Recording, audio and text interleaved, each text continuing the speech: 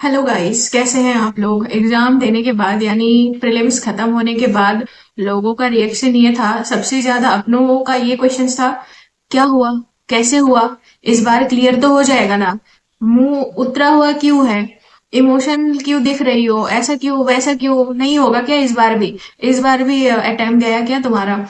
तो ये सब सुन सुन के ना परेशान हो गई हूँ, थक गई हूँ मैं, दिमाग खराब हो गया है मेरा। और मुझे लगता है तुम लोगों के साथ भी यही हुआ होगा। किसी को नहीं पता, किसी को समझ नहीं आता है कि पेपर कैसा आया था, टफ था, आसान था।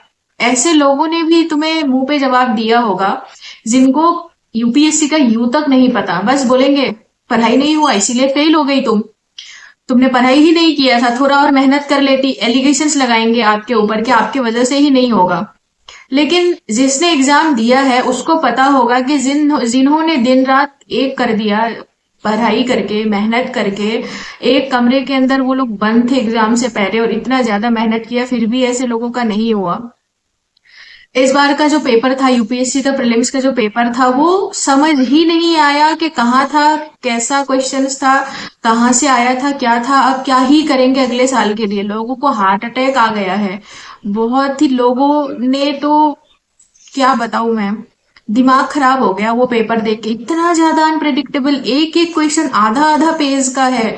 पहले तो क्वेश्चंस में तीन चार ऑप्शंस दिए, फिर उसका तीन चार ऑप्शंस, फिर उसका तीन चार ऑप्शंस, तो एक क्वेश्चन जो है वो लगभग 8-9 स्टेटमेंट के बाद वो बनाया गया। पहले तो वो पैटर्न समझने में ही टाइम लग गया कि किस पैटर्न में ये सॉल्व होता है। जीएस में ये कहाँ से क्वेश्चन आ गए, क्या क्या क्वेश्चन आ गया यार, डिफेंस का क्या क्वेश्चन आ गया।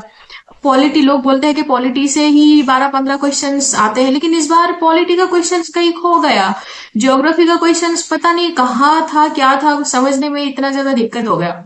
जीएस का तो ये हाल था। और सी सेट का यार, जिन लोगों का आरसी स्ट्रांग है, जैसे मेरे जैसे लोगों के लिए, जो मैं हमेशा पहले आरसी ही करती हूँ, पहली बात तो आरसी का जो क्वांटिटी है वो कम कर दिया। दूसरी बात, एक बार इंग्लिश पढ़ो फिर हिंदी पढ़ो, फिर इंग्लिश पढ़ो फिर हिंदी पढ़ो, वो समझ ही नहीं आया कि वो आरसी बोलना क्या चाह रहा है। अगर पैराग्राफ पढ़ते हैं तो ऑप्शंस भूल जाते हैं क्वेश्चंस में, और अगर ऑप्शंस पढ़ते हैं तो पैराग्राफ में क्या था ये भूल जाते हैं, फिर ऑप्शन देखा, फिर पैराग्राफ, फिर ऑप्शन, फिर पैराग्राफ। और मैथ्स रीजनिंग का भाई क्वेश्चन यार, मतलब पैटर्न ही समझ नहीं आया कहाँ क्या करें। और आरसी में ऐसे फंस गए कि मैथ्स रीजनिंग का जो सॉल्व करने का जो मेथड था वही भूल गए यार लोग। मैं खुद भूल गई, मैं खुद डिप्रेशन का शिकार हो गई कि यार जीएस में क्या हो गया, सीसेट में क्या हो गया।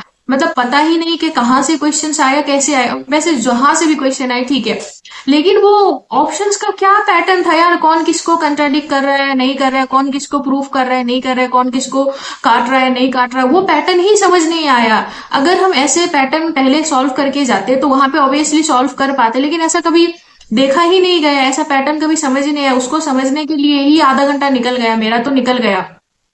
अब तुम लोग बताना कि तुम लोगों का क्या फीडबैक है, तुमको कैसा लग रहा होगा। फिर भी लोग क्या बोलेंगे, अच्छा तो अगर पेपर टफ था, पैटर्न टफ था, समझ नहीं आया, तो उन्हीं में से तो 10,000 लोगों का तो पास होगा।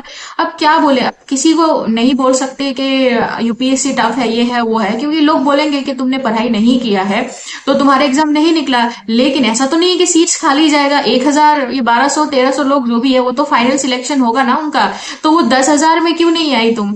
तो लोगों को मत समझाओ, समझा नहीं सकते, जैसे हो वैसे रहो। किसी को अपना दुख जो समझ नहीं सकते उसको शेयर मत करो, खुद को थोड़ा सा टाइम दो, रिफ्रेश हो जाओ, रिलैक्स्ड हो जाओ, उसके बाद क्या करना है तुम्हें अपने लाइफ में वो सोचो। Thank you.